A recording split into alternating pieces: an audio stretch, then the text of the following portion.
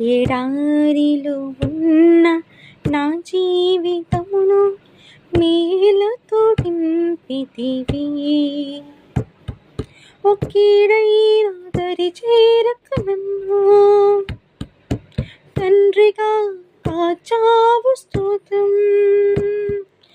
ఒక్కీడైనా దరి చేరక నన్ను తండ్రిగా కాచావు స్తోత్రం.